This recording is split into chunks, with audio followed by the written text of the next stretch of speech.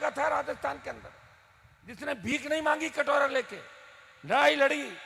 मोदी की ED CBI से नहीं डरा, गहलोत की ACB CID CB crime branch से नहीं डरा। वो अपने भाइयों के लिए लड़ता रहा, वो भाइयों को साथ लेके चला, शोषित पीड़ित तबके को साथ लेके चला और अपने समाज के छोटे भाइयों को यही संदेश दिया कि कभी किसी के हित को मारना नहीं है, किसी हित के हित पे कुठाराघात नहीं करना है, किसी को तंग परेशान नहीं करना है। हमें नेतृत्व अगर करना है तो रखवाले बन के और रक्षक बन के लोगों की सेवा करनी है।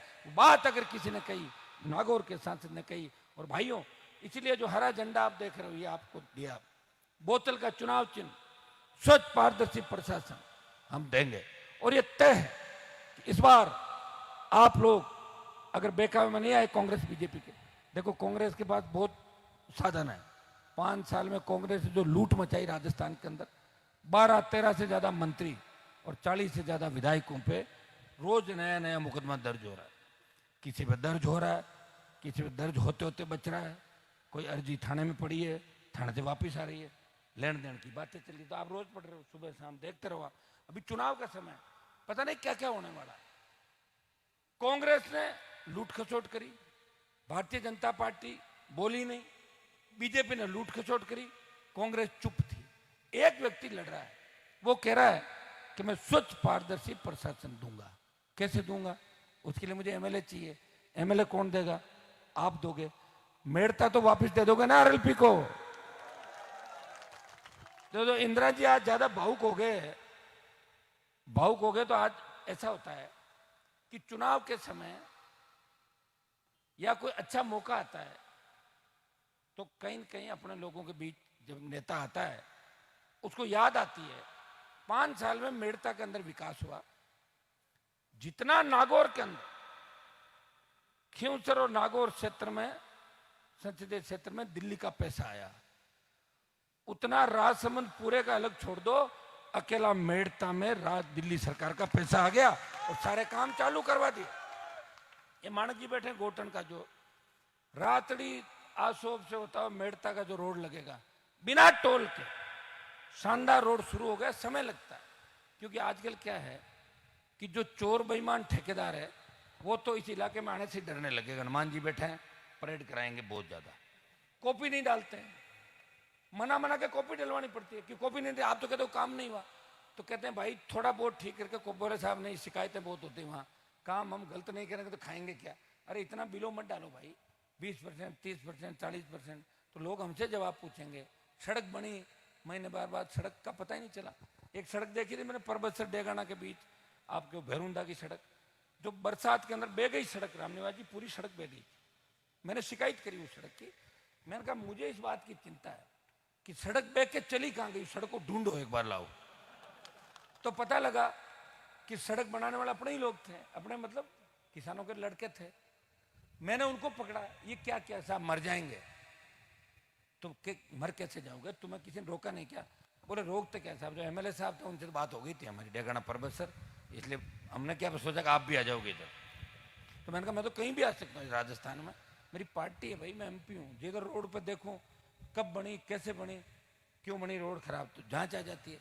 तो ये स्थिति थी। फिर 2 महीने का समय मांगा और उस सड़क को ठीक किया। 1 करोड़ रुपए अगर पर किलोमीटर किसी रोड का मिले और वो सड़क 3 महीने भी नहीं चले, वो रोड का पैसा किससे वसूलेगी सरकार? जनता से। टैक्स किस पे लगता है? आपके ऊपर। हर जो ये कर रहा है ना, अपन ये फ्री कर दो, वो कर दो, ये कर दो, ये टैक्स आपको ही देना पड़ रहा है।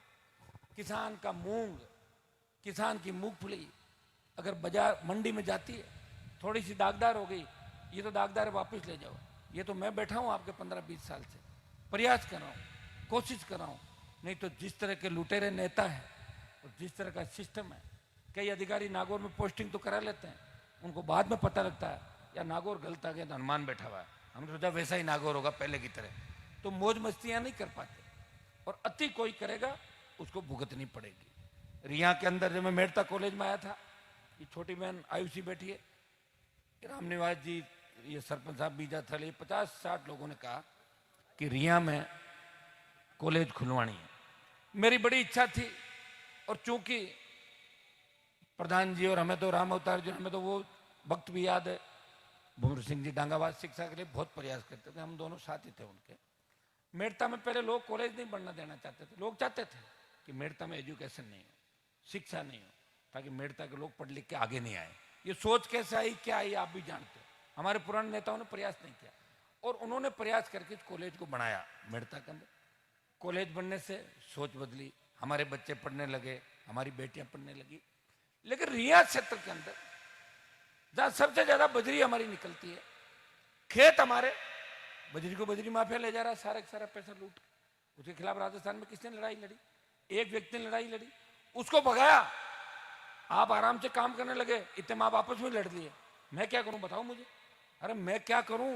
मुझे ये भी चिंता करनी पड़ती है कि आप लोग जोश में होश भी रखो। एक बजरी माफिया को भगा दूंगा और अपने आपस में अगर लड़ लेंगे तो क्या फायदा हुआ इन बातों का, बताओ। सोच समझ के अगर निर्णय करें तो तकलीफ नहीं पड़े। रिया की कॉलेज की बात इन्होंने करी।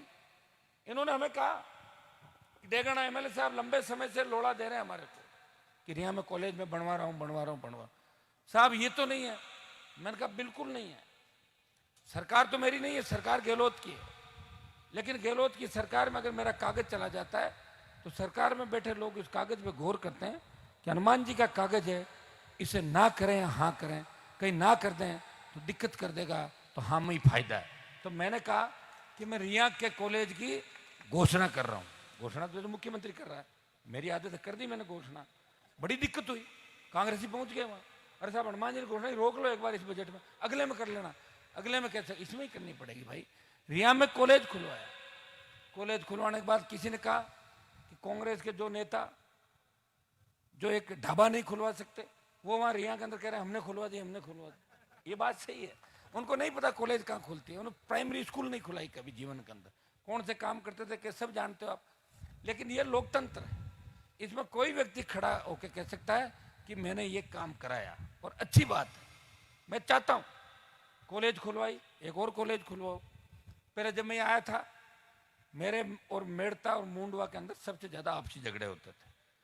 मैंने प्रयास किया, मैं भुगत भोगी हूं, हमें झूठे मामले के अंदर फंसा दिया, परिवार को बर्बाद करने का प्रयास किया। किसने किया ये भी आप जानते हो। वो लोग जब मेरे घर पे आ गए, मदद करो, मदद कर दी मैंने। मैं आपसे आगे नहीं जा सकता, 5 आदमी कह देता हूँ, बात मानता हूँ। मैंने एक बात शुरू करी, मैंने कहा अपन आपस में लड़ेंगे तो सत्ता में कभी नहीं आ पाएंगे, न हमारा विकास होगा। आप एक काम करो, इसका भी काम होने दो और उसका भी होने दो। तो लोगों में एक बात चली, मेरे यहाँ ट्यूबवेल खुद रहा है, तो मैंने कहा इसके भी करा दो। हाँ ठीक है महाराज जी, इसके भी करा दो। इस सोच को बदला 20 साल के अंदर। और वो इलाका जहाँ सबसे ज्यादा हमारे लोग लड़के आपस में कत्ल करते थे एक दूसरे का, वो साथ बैठने लग गए। ये प्रयास मैंने किया, मैं एक दिन के अंदर ईश्वर भी नहीं कर सकता सारी चीजें। प्रयास किया और प्रयास का परिणाम ये हुआ कि आप एक दूसरे के साथ बैठने लग गए। पहले जाते नहीं थे एक दूसरे को देख के कि उस शादी में वो तो मैं नहीं जाऊंगा। तो इसमें बदलाव किया, समय लगता है। एक आदमी को अगर कह रहा हूं बदलाव करूंगा, तो राजस्थान की जो परिस्थितियां, यहाँ आदिवासी अलग ट्राइबल बेल्ट है, आप देखिए नॉर्थ जो आपका ईस्टर्न का बेल्ट है वो बिल्कुल अलग है। इसलिए मैं बार बार कहता था कि एक मजबूत नेता अगर मेरे साथ और लग जाए तो सीटें 125 आ सकती। लगा नहीं कोई नेता, जहां से देते रहे मेरे को, पार्टी बना लेंगे, ये कर लेंगे, वो कर लेंगे। वही गहलोत की छतरी के नीचे बैठे रहे सारे के सारे। चुनाव आ गया, अब चुनाव आ गया तो मुझे यात्रा भी करनी पड़ रही है, सब जगह नहीं कर पाऊंगा। आपको ही पता है कि ये रथ 4 विधानसभा क्षेत्र से ज्यादा नहीं जाता, ये तो चलता है 40 की स्पीड। अब मैं रुका इसलिए हूँ कि रथ पहुंच जाए पहले वहां, फिर रुके, फिर उसको आगे भेजूंगा।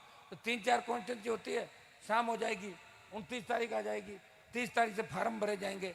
मुझे भी तो टिकट बांटनी मेरी पार्टी की, मुझे समय नहीं मिल रहा है, टिकट कब बांटू बताओ। अभी मीडिया वाले पूछेंगे अभी लिस्ट कब आ रही है, मेरी लिस्ट कोई कांग्रेस बीजेपी यूं थोड़ी हर कोई निकाल देंगे।